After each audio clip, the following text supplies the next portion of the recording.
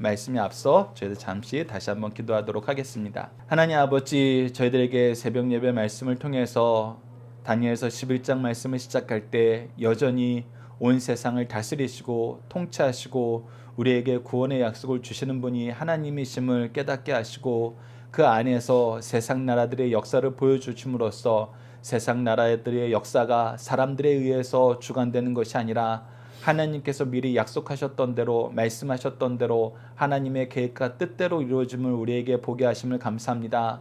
그러나 오늘 본문 말씀을 통해서 너무나 오랜 기간 너무나 참혹한 역사가 이어질 때 우리 마음이 연약하여져서 도리어 완악한 자들, 악한 자들을 우리가 리더로 섬기면서 그들로 인하여 더 큰 멸망의 때가 오게 됨을 보게 됩니다. 하나님, 저희들이 하나님 말씀과 기도에서 떠나지 않도록 인도하여 주었고 아무리 세상적으로는 긴 시간이라 하여도 하나님의 통치 안에 있으니 하나님을 신뢰하고 하나님의 길을 따라 승리하는 삶을 살게 하여 주셨고 악한 자들의 계획과 그들의 유혹에 넘어가지 않도록 저희들이 분별하여 신앙의 길을, 믿음의 길을 굳건히 나아갈 수 있도록 인도하여 주시옵소서. 함께 하실 믿사오며 예수님 이름으로 기도드리옵나이다. 아멘. 저희들 말씀을 통해서 여러분들이 함께 묵상할 말씀, 그 묵상 중에 여러분들이 각자 묵상하고 또 기록해야 될 말씀들에 대해서, 질문들에 대해서 먼저 보도록 하겠습니다. 첫 번째는 만물을 통치하시고 구원하시는 하나님을 믿는 사람들은 어떠한 삶을 사나요? 이것은 새벽 예배 때 우리가 나눴던 다니엘서 12장 1절, 여호수아서 1장 7절, 계시록 14장 12절로 13절 말씀을 다시 한번 묵상하면서 저희들 주목하는 시간 갖도록 하겠습니다. 그리고 두 번째가 이제 오늘 본문 말씀으로 들어가는데, 세상 군왕들은 왜 전쟁을 할까요? 이미 많은 힘을 얻었는데 왜 전쟁을 하는가? 이것이 세상 군왕들의 특징입니다. 그래서 우리가 이 내용을 알아야 돼요. 그들이 왜 전쟁을 하는가? 무엇을 위해서 전쟁을 하는가? 이것이 우리에게 도대체 어떤 의미인가? 우리는 잘 봐야 됩니다. 그리고 세 번째는 어떤 자들이 리더가 되었을 때 그리스도인들은 하나님을 떠나 악에 빠지게 되나요? 오늘 다니엘서 11장 14절을 보면은 포악한 자라고 확실하게 기록해 옵니다. 그럼 포악한 자들은 무엇일까? 포악한 자들의 특징은 무엇일까? 우리가 오늘 본문 말씀을 통해서 교훈을 얻고 우리가 이런 사람을 리더로 세우서는 안 되고 이런 사람이 리더가 되었을 때 그들을 따라서 안 됩니다. 우리가 영적으로 이런 분별력은 꼭 오늘 말씀을 통해서 가졌으면 합니다. 네 번째는 세상을 의지한 그리스도인들의 결말은 무엇입니까? 너무 처참합니다. 참 안타까워요. 우리가 이러한 역사가 우리 시대 때마다 나타났어요.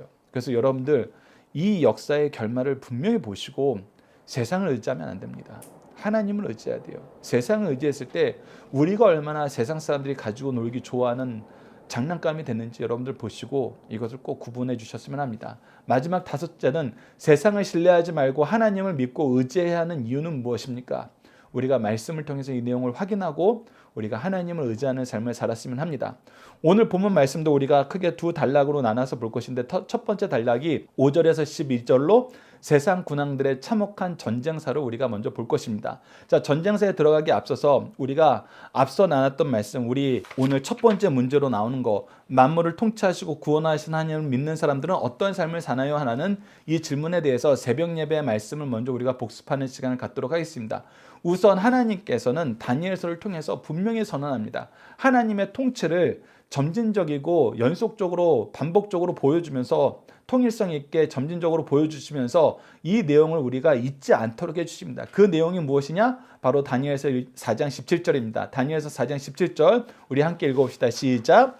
이는 순찰자들의 명령대로요 거룩한 자들의 말대로이니 지극히 높으신 이가 사람의 나라를 다스리시며 자기의 뜻대로 그것을 누구에게든지 주시며 또 지극히 천한 자를 그 위에 세우시는 줄을 사람들이 알게 하려 함이라 하였느니라. 자, 하나님이 모든 것을 다스리십니다. 그리고 권세는 하나님이 뜻대로 누구에게 주시기도 하시고 걷어가기도 하세요. 그래서 하나님이 주실 때 그 사람이 높아지는 것입니다.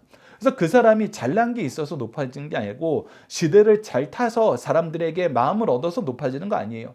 하나님이 주셔서 높아지는 거예요. 그래서 하나님이 주셔서 높아질 때는 지극히 천한 자도 하나님이 쓰시려면 높이십니다. 그 다니엘서에서 대표적인 인물이 우리가 성경 말씀을 통해서 하나님께서 이 11장 1절에서 얘기했던 것처럼 다리오 왕과 느부갓네살 왕이에요. 이 4장의 주인공인 느부갓네살 왕과 다니엘서 11장 말씀에서 첫 번째 1절에서 선언했던 다리오 왕이 하나님께서 필요에 의해서 힘을 주시고 강건하게 하셨어요. 그들에게 힘을 주시고 강건하게 하신 이유는 무엇이냐? 하나님의 계획을 이룰 때 필요한 거예요. 하나님이 그의 백성들과 약속하신 것을 이룰 때 필요한 거였기 때문이에요. 그래서 욥기 42장 2절에서는 이렇게 얘기합니다. 주께서는 못하실 일이 없사오며 무슨 계획이든지 못 이루실 것이 없는 줄 아오니. 그래서 하나님의 계획은 반드시 성취된다는 거예요. 우리가 오늘 마지막 부분에서 함께 보게 되는 것이 무엇이냐면 하나님의 계획은 성취되는데 사람들의 계획은 성취되지 않는다는 거 우리가 보게 됩니다.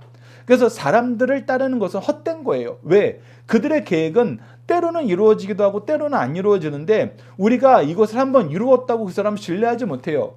우리가 지금 현대사회는 변화의 속도가 너무 빨라서 이것을 더 보게 됩니다. 과거에 한번 성공했던 사람들이 그 성공 신화를 계속 이어나가는 건 굉장히 불가능해요. 힘들어요. 그래서 그 사람들의 말을 따르면 안 돼요. 성공했던 사람이 나는 이렇게 해서 성공했습니다라고 해봐서 똑같이 해서 성공한 사람이 한 명이라도 나온 적이 있나 우리 보세요. 거의 없어요. 사실 찾기 힘들어요. 그래서 우리가 세상에서 자기 개발하고 자기 성공한 사람들이 강의를 할 때 이 분야에서 일해본 사람들은 그 강의 들을 필요 없다라 그래요. 왜 그러냐면 그 사람이 그때 그 여러 가지 환경과 요소에 의해서 그 사람의 방법으로 성공한 건데 그것이 당신이 성공하는 방법이고 이 시대에 성공하는 방법이 될 수 없다는 것은 이 시대를 명확하게 분석한 사람은 알아요. 그럼에도 불구하고 우리는 누가 잘 됐다 그러면 그 사람 따라가요. 여기 입시를 할 때에도 어느 부모가 자기 자녀들 전부 서울대학 보냈다 그래서 그 부모에게 가서 상담을 해보세요. 그리고 그거 우리 아이들한테 그대로 적용하려고 해보세요. 안 돼요. 베이스도 다르고 성향도 다르고 시기도 달라요. 그래서 똑같은 방법을 했을 때 오히려 부작용이 더 커요. 그래서 사람들의 말을 따르는 것은 어리석은 겁니다. 그들의 계획과 그들의 지도를 받는 것은 잘못될 가능성이 훨씬 더 많아요. 우리는 누구의 계획을 따라야 돼요? 하나님의 계획을 따라야 돼요. 전능하시고 전지하시는 하나님의 계획을 따라했을 때만이 우리가 온전한 성공을, 온전한 승리를 맛볼 수 있습니다. 그것을 성경은 지속적으로 얘기해 줘요. 지속적으로. 그래서 다니엘서 4장에서도 느부갓네살이 무엇을 고백합니까? 내가 교만하였을 때는 내가 모든 것을 다 이루었다고 생각했을 때는 오히려 하나님의 징계를 받았는데 그 하나님의 징계를 받은 것이 나에게 복이었다라고 선언하면서 자기가 징계받은 내용을 온 나라 사람들이 알도록 선포를 하는 거예요. 왜? 하나님을 신뢰하는 것이, 하나님을 믿는 것이 너희들에게도 복되고 너희들에게 평안과 승리를 주니까 그래서 너희들도 하나님을 찬양하고 칭송하고 영광 돌리는 삶을 살아라. 그것이 사장의 결과잖아요. 여러분, 그래서 우리는 하나님을 신뢰해야 됩니다. 그리고 하나님을 신뢰했을 때 우리는 어떤 삶을 사느냐? 하나님의 구원의 역사를 경험하는 삶을 살아요. 왜 그러냐면 우리가 다니엘서 12장 1절 말씀 새벽에 때 미리 나눴는데 그 다니엘서 12장 1절 말씀 때는 분명히 얘기합니다. 우리가 앞으로 겪게 되는 삶의 모습은 무엇이다? 다니엘서 12장 1절 전반절에 나타난 것처럼 그때 내 민족을 호위하는 큰 군주 미가엘이 일어날 것이요 또 환란이 있으리니 이는 개국 이래로 그때까지 없던 환란이라. 앞으로 우리에게 주어지는 환란은 과거의 역사에서도 분명히 이 얘기를 해요. 야, 지금까지 없었던 환란을 우리가 겪게 되는구나. 이거는 여러분들 이 다니엘서 12장 말씀이 선포될 때 그 선포에 해당하는 민족들에게만 해당하는 말씀이 아니에요. 요한계시록에서도 이 말씀이 반복적으로 나타나요. 이 지금까지 없었던 환란이 너희들에게 온다.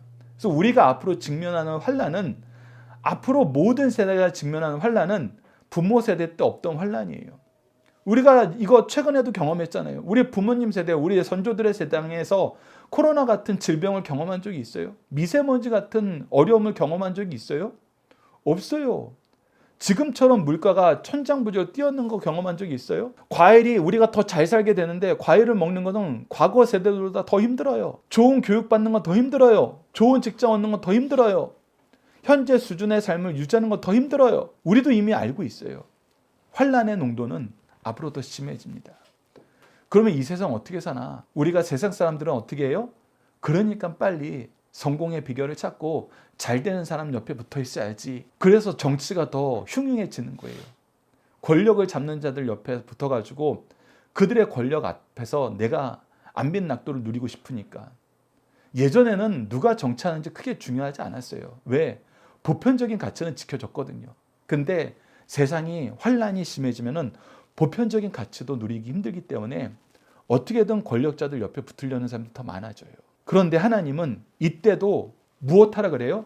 권력자들 옆에 붙지 말고 그때 하나님이 구원하실 거라는 이 약속을 너희들 의지해라. 그래서 다니엘서 12장 1절 후반절을 보면 그때 내 백성 중에 책에 기록된 모든 자가 구원을 받을 것이라. 구원은 하나님께 있다. 하나님의 책에 기록된 사람들에게 있다. 그래서 너희들은 우리가 지난주 누가복음 말씀을 통해서 예수님이 선언한 것처럼 너희들이 귀신을 쫓아낸 것 때문에 기뻐하지 말고 하나님의 생명책에 너희들의 이름이 기록된 것을 인하여 기뻐하라는 그 말씀처럼 우리가 하나님의 구원의 책에 생명책에 기록된 것을 인하여 기뻐하고 그것이 우리가 얻게 될 참된 승리와 영광임을 알아야 됩니다. 그래서 이런 백성들은 어떻게 사느냐? 여호수아서 1장 7절에 하나님께서 말씀을 가지고 자로나 우로나 치우치지 말는 삶을 살아라고 했던 것처럼 우리가 전쟁을 앞두고도 말씀이 중요하고 예배가 중요하다는 이 여호수아 1장의 가르침대로 우리는 이 지상세계에서 이 험난한 세상을 살면서도 예배와 말씀이 중요하고 이 일을 위해서 우리가 목숨을 걸 수 있는 삶을 산다. 바로 다니엘과 제 친구가 다니엘서 1장부터 6장까지 꾸준히 보여줬던 그 모습으로 우리가 산다. 그래서 우리는 하나님의 법을 따르는 사람이다. 그래서 계시록 14장 12절에서 13절에서도 성도들의 인내가 여기 있나니 그들이 하나님의 계명과 예수에 대한 믿음을 지키는 자라. 누가 승리하는 삶을 살고 누가 영광에 동참하고 누가 참된 복을 누리는가? 인내하는 성도다. 인내하는 성도들이 무엇을 가지고 인내하는가? 그냥 괴롭히는 사람들을 내가 참고 두고 본다. 이게 인내가 아니에요. 그 과정에서도 우리는 무엇을 한다? 하나님의 계명을 따르고 예수에 대한 믿음을 지킨다. 예수에 대한 믿음을 지킨다는 건 새벽 예배 때도 말씀드렸던 것처럼 예수 그리스도께서 주신 부활의 승리를 우리가 간직하면서 부활의 영광을 바라보면서 이 부활의 영광을 전하는 삶을 산다는 거예요. 예수님께서 말씀하셨던 것처럼 땅끝까지로 복음을 전하고 아버지와 아들과 성령의 이름으로 세례를 베풀고 내가 너에게 분부한 모든 것을 가르쳐 지키게 하는 이 삶을 산다는 거예요. 어떤 환경이 있더라도 그것이 인내하는 성도들의 삶이에요. 공격을 참는 거 인내하는 거 아니에요, 여러분들. 내가 공격 때문에 교회 못 와요. 내가 공격 때문에 말씀 못 읽어요. 내가 공격 때문에 기도할 시간이 없어요. 이건 인내 아니라는 거예요. 내가 맞서 싸우지 않으니까 인내하는 거죠? 아니에요, 여러분들. 그럼에도 불구하고 우리가 말씀과 예배로 그리스도의 복음으로 사는 게 인내예요. 그래서 뭐라 그래요? 이런 사람들이 주 안에서 죽는 자들이고 이런 자들에게 복이 있다. 그래서 성령께서도 증언해 주는 거예요. 성령이 이르시되 그러하다. 그들이 수고를 그치고 시리니 이는 그들이 행한 일을 따릅니다. 이렇게 산 사람들에게는 참된 안식, 평안이 있다는 것입니다. 그래서 우리가 뜻하지 않게 죽은 영혼들에 대해서도 이 말씀이 위로가 되는 거예요. 그들은 이제 하나님이 주신 안식에 들어갔다. 그 안식 안에서 평안을 누리기 때문에 우리가 기뻐하자. 그리고 우리도 이 평안의 안식을 얻기 위해서 성도들의 인내, 주 안에서 죽는 자의 복을 우리도 지키자. 믿음으로 살자. 이 내용이 먼저 전제됩니다. 그리고 나서 이 세상 군왕들의 참혹한 전쟁사를 5절에서부터 쭉 보여줘요. 근데 여러분들 미리 아셔야 되는 게 뭐냐면 오늘 본문 말씀이 5절에서 20절까지 짧은 말씀인데 이 짧은 말씀이 시간상으로 어떻게 되냐면 약 150년간 역사를 기록해 놓은 거예요. 여러분은 그러면서 이제 이 주보를 보시는지 화면을 보시면서 이 간략하게 이 시대의 세상 상황을 말씀드리면은 여러분들 지금 지도상에 보는 요 부분이 그리스 지역이고 요 장하 부분이 로마 지역입니다. 지금 그 헬라의 알렉산더 대왕이 이 마케도니아의 지역을 시작해가지고 이 중앙아시아를 점령하고 애굽을 점령하고 이 아람 지역을 넘어서 인도까지 점령했어요. 그래서 이 전체가 지금 알렉산더 대왕의 제국이었습니다. 근데 이가 우리 아침에 읽었던 것처럼 11장 4절에서 읽었던 것처럼 갑자기 죽게 돼요. 그리고 그의 아들과 그의 아내는 이 알렉산더 대왕이 휘하했던 장군들에 의해서 살해를 당합니다. 권력을 나누려고 하지 않은 거예요. 그 자손들에게 주려고 그러지 않은 거예요. 그래서 내 나라의 왕이 장수가 각각의 내 왕조를 만들게 되는데 여러분들 보면은 이 가장 큰 왕조가 지금 우리가 얘기하는 북왕이라고 표현되는 것이고 이 애굽의 왕조가 남왕이라고 표현되는데 동서남북 네 나라가 있는데 동과 서는 사실 여기에 기록되어 있고 여기에 작은 나라가 있습니다. 근데 이 두 나라는 크게 중요하게 역사에 등장하지 않고 이 북왕과 남왕이 이제 큰 세력을 얻는데 누가 먼저 큰 세력을 얻느냐라고 했을 때 여러분들 이 지도를 보면은 지도의 크기를 보면 어느 나라가 더 큰 것 같아요? 북왕이 더 큰 것 같죠. 근데 여러분 이거는 그렇지 않아요. 오늘 본문 말씀에서도 5장 5절에서부터 12절까지 보면은 항상 이 남방왕이 승리를 합니다. 근데 왜 그럴 수 있었을까 했을 때 우리가 현대 우리나라도 곧 선거가 있는데 선거 구간을 보면 알아요. 여러분들 서울 지역이 굉장히 서울 지역은 땅덩어리가 작잖아요. 서울 지역에 선거구가 많아요? 아니면 이 전라남도나 경상남도 쪽에 선거구가 많아요? 예, 서울이 훨씬 많아요. 작은데 훨씬 많아요. 그 이유는 뭐예요? 요곳에 집중돼 있기 때문이에요. 모든 것이 집중돼 있어요. 사람도 집중돼 있고 모든 재화나 모든 좋은 것이 다 집중돼 있어요. 그것처럼 이 시대에는 좋은 게 다 어디에 집중돼 있느냐? 바로 이 애굽에 집중돼 있어요. 특히 알렉산드리아라는 곳은 어디예요? 헬라의 알렉산더 대왕이 자기 이름을 따라서 신도시를 건설하고 이곳에 무엇을 지었어요? 도서관을 지었어요. 그래서 이 그리스 지역보다 사실 이 알렉산드리아가 이 알렉산더 대왕의 통치의 가장 기념비적인 곳이에요. 그래서 이 남조 왕국을 차지한 왕이 얼른 이 애굽을 차지한 다음에 이 알렉산더 대왕의 시체도 자기 도시에서 자기 나라에서 장사를 지내고 가장 풍족한 이곳을 점령을 해요. 근데 우리가 이 애굽의 지도를 보면 알겠지만 지금도 그러지만 이 사이에 홍해가 있는 곳이 지역이 좁아서 사방으로 공격하기가 어렵습니다. 그래서 굉장히 안정되고 가장 나일강 중심으로 가장 많은 부가 형성되어 있고 이 알렉산더 대왕도 이곳에서 많은 학자들과 문서들을 다 정리해 놓음으로써 문화와 경제와 군사의 중심지가 될 수 있는 가장 알짜배기 땅이었어요. 그래서 이 애굽을 차지한 왕조가 가장 먼저 자리를 잘 잡고 가장 부강하고 가장 뛰어났었어요.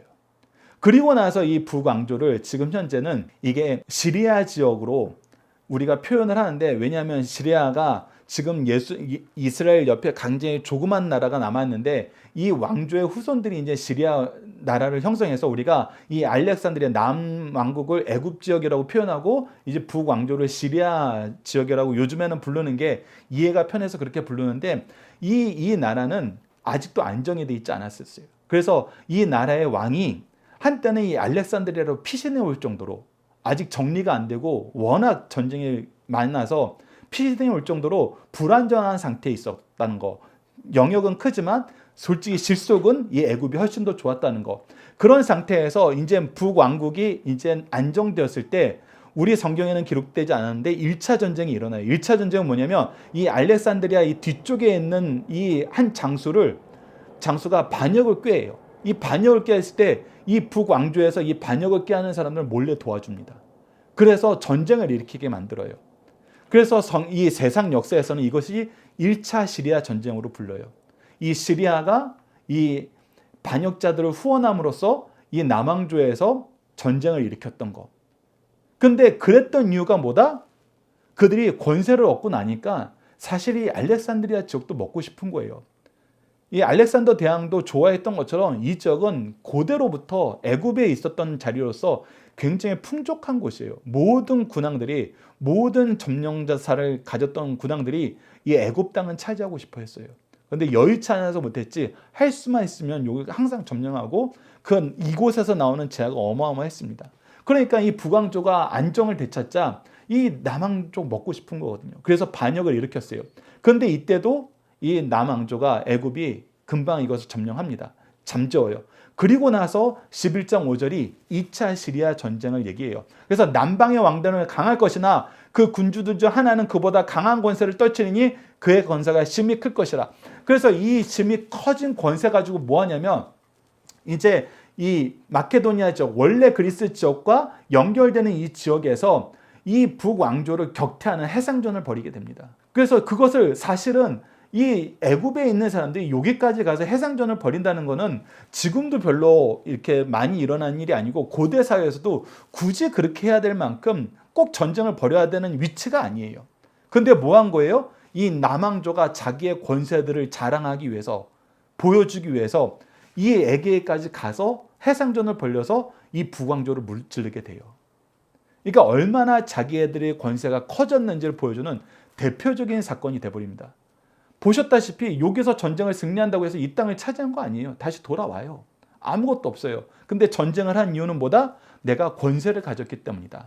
권세를 가진 걸 자랑하려고 이 전쟁을 묻히는 거예요. 그래서 사람들이 왜 전쟁을 일으키냐 했을 때 아이러니하게도 내가 힘을 얻기 위해서 전쟁을 한다는 거의 없어요.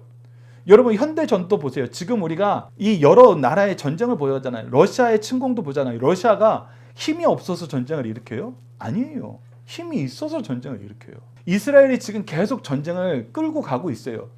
근데 힘이 없어서 억울해서 전쟁을 끌고 가요? 아니에요. 힘이 있어서 전쟁을 끌고 가는 거예요. 그래서 아이러니하게도 전쟁은 힘이 있는 사람들이 힘을 자랑하면서 더 많은 힘을 얻으려고 전쟁을 일으킨다. 여러분 이것이 얼마나 헛되고 허무한 것인지 알아야 된다는 거예요. 세상 나라의 군왕들은 항상 이렇게 시작합니다.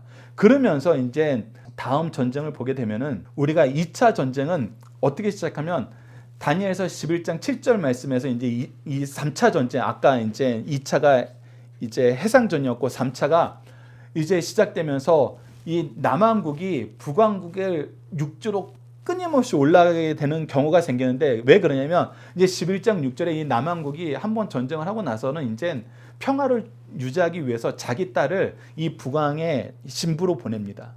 근데 이 북왕이 이 여자가 너무 마음에 들었던 거예요. 그래서 원래 결혼한 상태에 있었는데 이 남왕국에서 자기를 화친을 하고 사실은 어떤 계략을 가지고 있었냐면 자기 딸을 통해서 태어난 아이가 왕위를 이어받게 되면은 어떻게 되는 거예요? 전쟁을 하지도 않고 이 북왕국을 남왕국이 그냥 홀당당 먹을 수 있는 거예요. 사실 그거를 목적을 두고 자기 딸을 보냈어요. 그리고 자기 딸을 이 북왕이 너무 좋아하는 거예요. 그래서 이 북왕이 자기 딸을 통해서 낳은 아들이 정말 왕위 계승권까지 가까이 갔어요. 실제 역사가 그렇게 됐어요. 그랬는데 갑자기 이 북왕이 죽기 직전에 이 남왕국의 딸을 쳐냅니다. 그 아들도 왕위 계승권에서 멀리 보내버려요. 그리고 원래 본부인에게로 돌아가고 본부인에게서 난 아들을 후계자로 세우고 죽어요. 그러니까 남왕국이 화가 난 거예요. 야, 그동안 우리 계획대로 잘 되고 있었는데 내가 보낸 딸이 낳은 아이가 이 왕국을 이어받았으면 됐는데 그 직전에 갑자기 이놈이 죽기 직전에 이것을 다 바꿔버리네? 화가 나서 쳐들어간 거예요. 자기 계략이 통하지 않았다고. 그랬을 때 엄청난 승리를 얻게 됩니다. 그것이 다니엘서 11장 7절이에요. 그러나 그 공주의 본 족속에서 난 자 중에 한 사람이 왕위를 이어 권세를 받아 북방 왕의 군대를 치러 와서 그 성에 들어가서 그들을 쳐서 이기고 그리고 나서 8절 말씀에 보면은 온갖 것을 노력해서 이 남왕국으로 가져가게 돼요. 그러니까 여러분들 보십시오. 전쟁이 어떻게 이루어지나. 첫 번째 힘이 있고 욕심 때문에 이루어진다. 이 힘을 과시하기 위해서 이루어진다. 그리고 그 과시한 것으로 더 많은 영광을 얻기 위해서 이루어지는데 그것이 통하지 않으면 통하지 않았다고 화를 내면서 또 전쟁을 일으킨다. 그런데 이때부터는 여러분들 이제 거의 100여 년, 150년에 이루어지는 엄청난 전쟁사가 이루어지는 거예요. 여러분들 생각을 해보세요. 지금도 러시아와 전쟁하는 것이 지금 몇 년 됐죠? 한 3년 됐나요? 이것만으로도 지금 전 세계가 골치를 아파져요. 근데 지금 이렇게 시작한 전쟁이 이제 평화가 없이 150년을 이루어지게 됩니다. 그런데 이때 예루살렘이 어느 위치에 있느냐?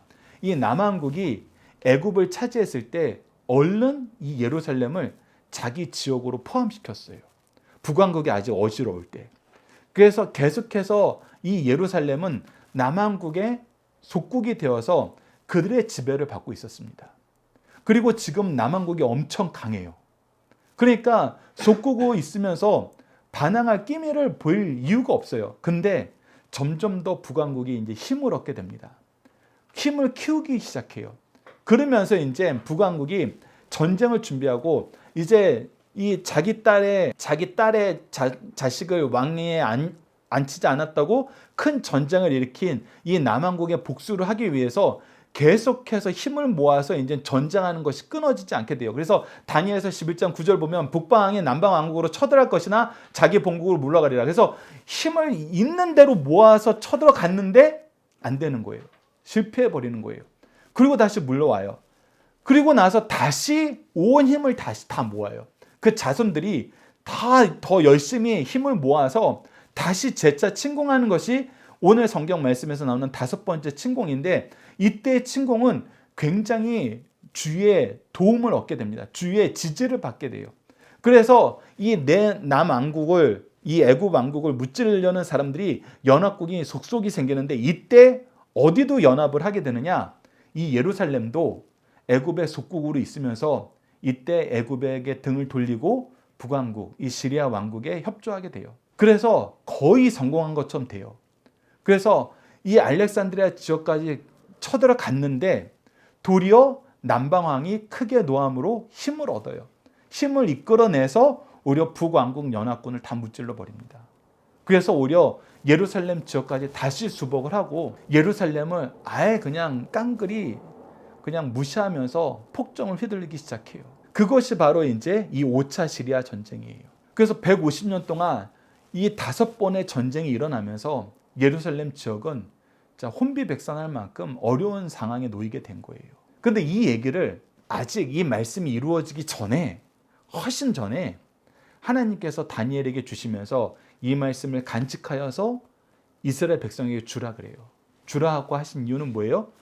이런 일이 일어날 거 내가 이미 너희들한테 수차례 예언했다.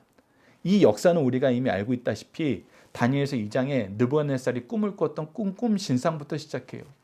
7장에 하나님께서 동물들을 통해서 다시 보여줬고 8장, 9장에서도 연속해서 다시 보여줬어요. 그리고 나서 11장에서 다시 보여주는 거예요. 이 보여주는 이유는 뭐예요? 이 나라들이 이렇게 변하게 되지만 이 세상을 다스리는 건 누구다? 여호와 하나님이다. 그래서 너희들은 여호와 하나님을 신뢰하면서 살아야 된다.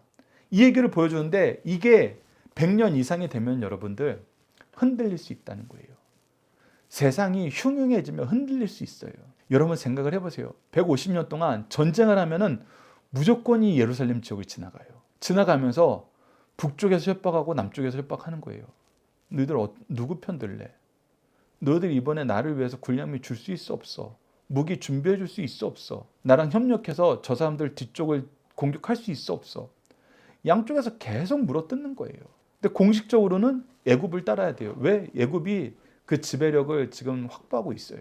근데 이스라엘 민족은 되도록 어떤 민족이에요? 우리는 하나님의 선민이라고 생각하기 때문에 언제든지 독립을 하길 원해요.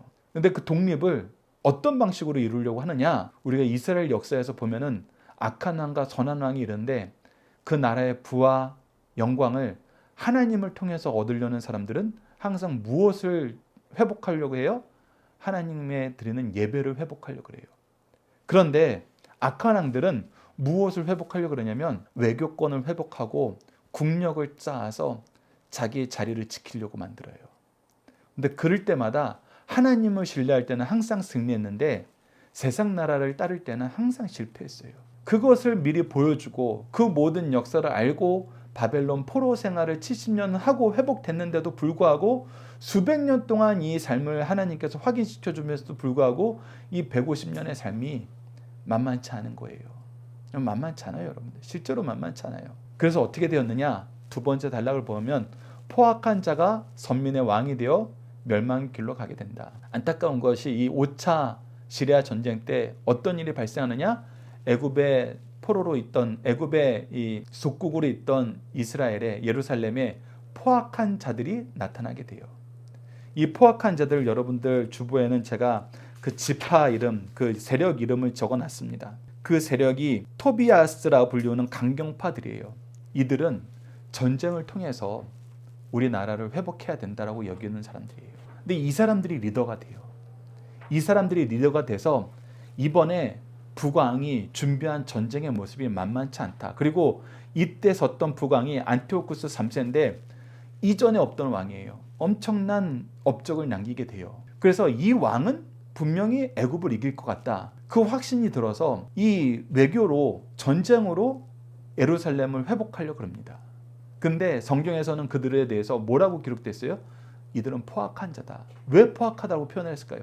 이들 이스라엘 사람들 입장에서 볼 때 애국자들이에요. 근데 왜 포악하다 그랬어요? 하나님의 뜻을 따르지 않고 그 뜻을 거슬리는 자들은 포악한 자들이에요. 그리고 그들이 우리가 성경에서 보지만 하나님 나라의 영광 바라는 거 아니에요. 자기들의 영광을 바라요. 자기들이 영광 받는 것을 바라지 하나님의 영광 바라지 않아요. 그래서 예수님께서도 예수님 시대 사람들에게 그렇게 얘기했어요. 너희들이 서로의 영광을 바라고 하나님의 영광을 바라지 않으니 어떻게 나를 믿을 수 있겠느냐. 하나님의 영광을 바라는 자들이어야 예수님이 제대로 보여요. 근데 자기의 영광을 바라는 자들은 그들 애국자로 불리우곤 무엇을 한다 그래도 결국은 자기 영광이 최고인 겁니다. 그들은 포악한 자들이에요. 그들이 높아져서 환상을 이루려 하지만 그들이 도리어 걸려 넘어지리라. 어떻게 돼요? 애굽이 승리해 버려요. 그래서 이들의 계획이 수포가 돼 버려요. 여러분, 근데 이때 아주 처참한 일이 일어납니다. 이때 북왕이 이 안티오쿠스 3세가 호락호락한 사람이 아니에요. 다시 토성을 쌓고 전력을 보강한 다음에 어떻게 하냐면 이 남왕국의 군대를 다시 격퇴시켜요. 격퇴시키는데 어디 근처에서 격퇴시키냐면 아까 지도에서 봤다시피 예루살렘 근처에서 격퇴시켜버려요. 자, 이렇게 됐으면 예루살렘이 누구한테 협력했었어요? 원래 이 안티오쿠스 3세한테 협력해서 5차 시리아 전쟁에서 북왕국의 편을 들었어요. 그런데 그 계략이 실패해서 남왕국의 애굽에게 이들이 걸려 넘어지게 됐어요. 그래서 아주 처참한 상태가 돼 있었어요. 그러면 이 북왕국이 다시 힘을 응축해서 남왕국을 무찔렀으면 처음에 약속한 대로 자기 나라의 자유를 줘야 되잖아요. 근데 그러지 않고 어떻게 해요? 오히려 그 영화로운 땅을 멸망시켜 버려요. 그것이 다니엘서 11장 16절입니다. 오직 와서 치는 자가 자기 마음대로 행하리니 그를 달하는 사람이 없겠고 그는 영화로운 땅에 설 거죠. 그의 손에는 멸망이 있으리라. 예, 이게 결과예요. 이게 결과. 포악한 자가 선민의 리더가 되어서 자기의 영광을 위해서 세상 방법으로 자기 영광을 차지하려고 했을 때 그것을 하나님의 선민의 땅, 선민의 백성, 온갖 하나님의를 다 이름을 붙여서 했을 거예요. 그리고 사람들의 지지도 받았어요. 그런데 그랬더니 결과가 어디예요? 남왕국에서도 망하게 되고 북왕국에서도 망하게 되는 장난감이 돼버려요. 이것이 세상 방법을 따르는 그리스도인들의 결과입니다. 하나님의 백성은 세상 의지하면은 세상에 하나님 백성 좋아하지 않아요. 가지고 놀 뿐이에요. 여러분, 이 진리를 깨달으셔야 돼요. 그래서 우리는 어떻게 살아야 되느냐라고 했을 때 시편 146편 3절과 5절을 보자는 겁니다. 146편 3절에 이렇게 기록되어 있습니다. 귀인들을 의지하지 말며, 여기서 귀인들은 세상 권세자들이에요. 도울 힘이 없는 인생도 의지하지 말지니. 누구도 하나님의 백성을 온전한 자유를 줄 수 없어요. 누구도 이거 약속 못해요. 세상 사람들은 약속 못해요. 더 나아가서 생명을 구원하는 길은 사람이 줄 수 있는 게 아니에요. 그런데 왜 자꾸 사람 의지하면서 하나님 무시하냐는 거예요. 왜 자꾸 하나님의 길을 떠나서 사람들의 길에 들어서냐는 거예요. 이 말씀 안에는 무엇이냐면 이스라엘 민족이 하나님께 드리는 말씀, 하나님이 주신 말씀과 기도를 통해서 예배가 중심이 되는 삶을 살았더라면 다니엘처럼 흔들리지 않았어요. 다니엘처럼 흔들리지 않았어요.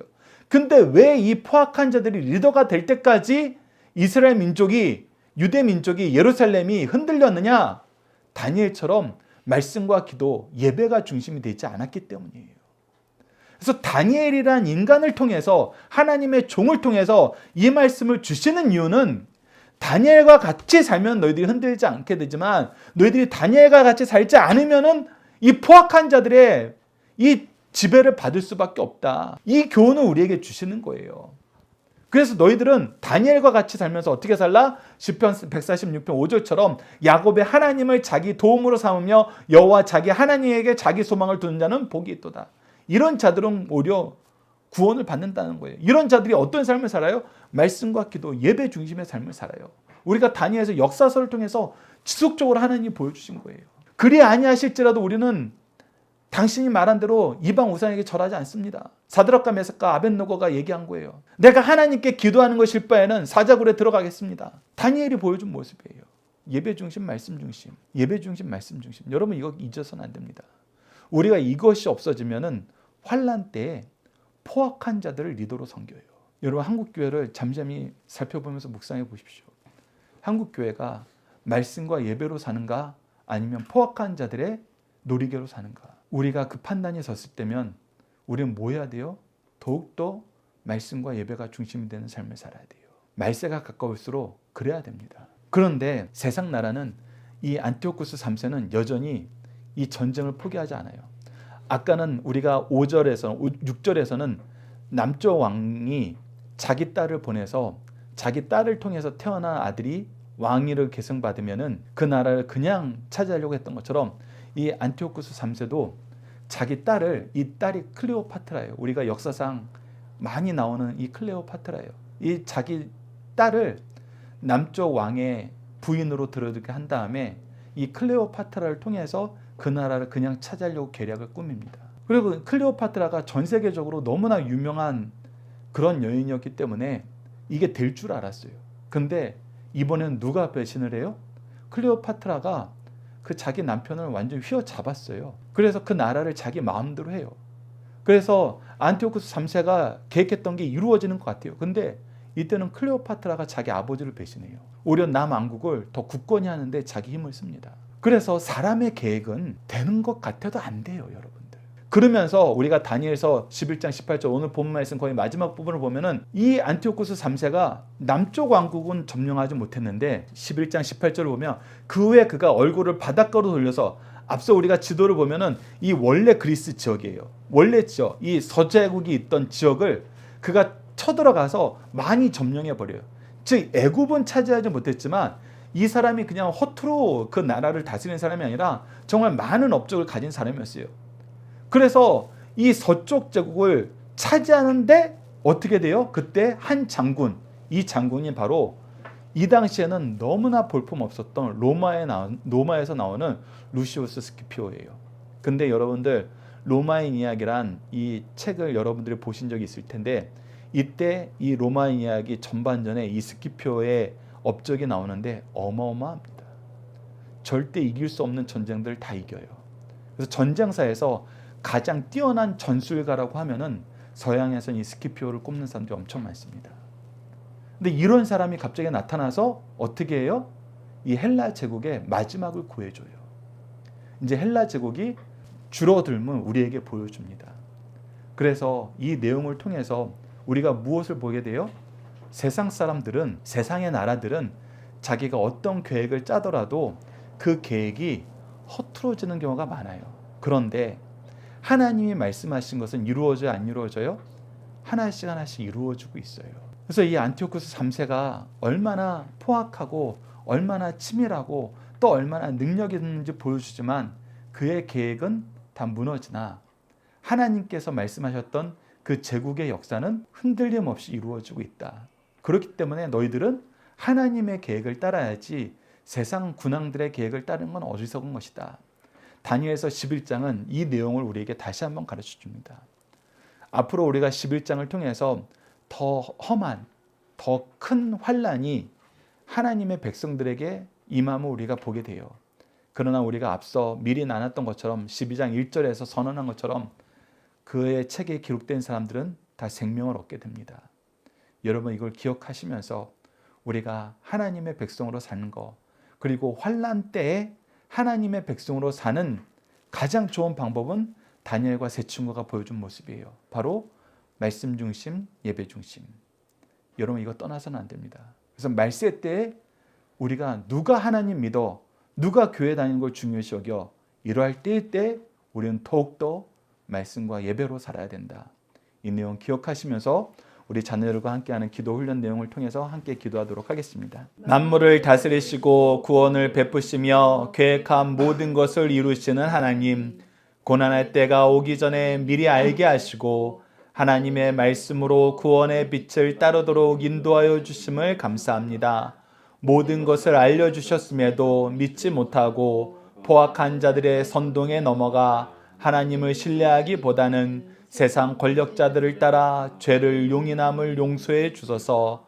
하나님의 말씀과 기도로 하나님을 의지하는 삶을 살게 하시고 우리에게 선한 목자들을 주시고 선한 목자들을 잘 따르라 떼고 악한 자들의 헛된 욕망에 동참하지 않도록 도와주소서. 예수님 이름으로 기도드립니다. 아멘.